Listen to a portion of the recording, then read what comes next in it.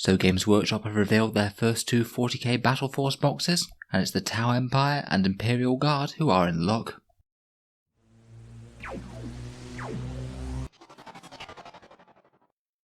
Hello and welcome back to Allspec Tactics, where today we're just talking a bit about some of the preview Battleforce boxes for Warhammer 40k that Games Workshop revealed in one of their Warhammer community previews.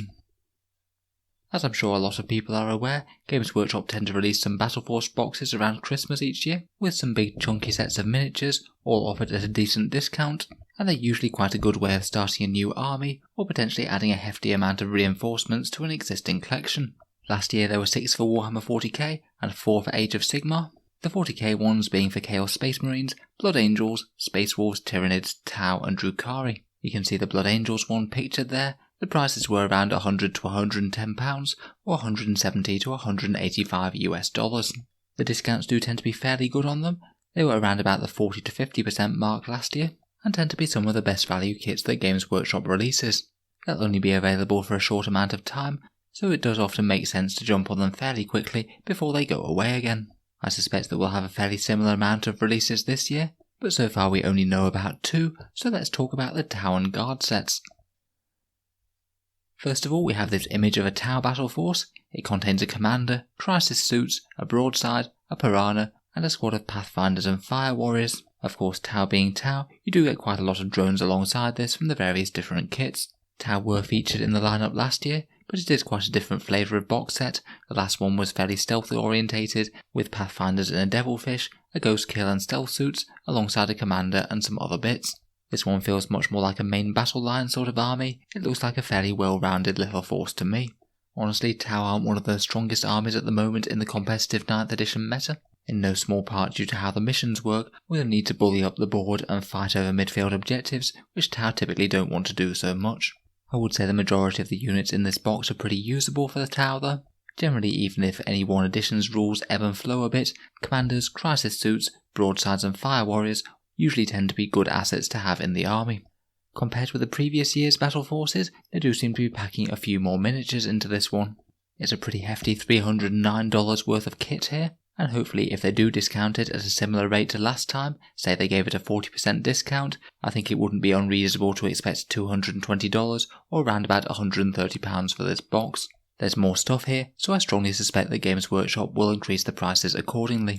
In any case, looks like a fairly well-rounded starter set for starting Tau.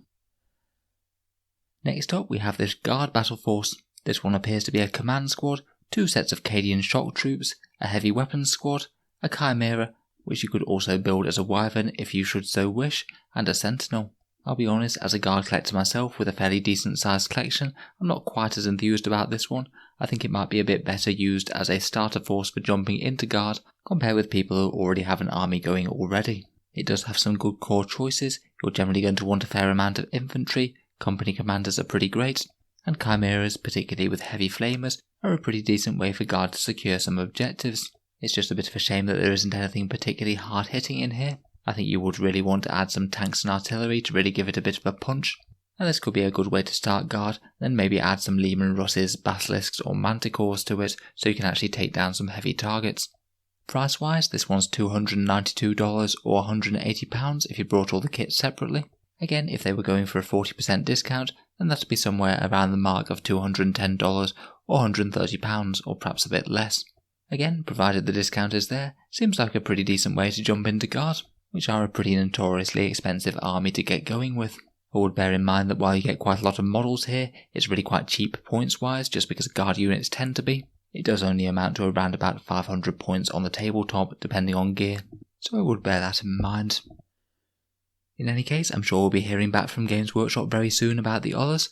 I very strongly suspect that we'll be seeing some Space Marine involvement, as is usual with Games Workshop, and I imagine that we'll see at least one battle force aimed at Chaos, as it'd be pretty weird to have some for Xenos and Imperium but not for the Dark Gods. As well as 40k ones, there will also be some AOS ones coming out. Here are the 2 that have been teased so far, and I'm sure there'll be some others for the other Grand Alliances.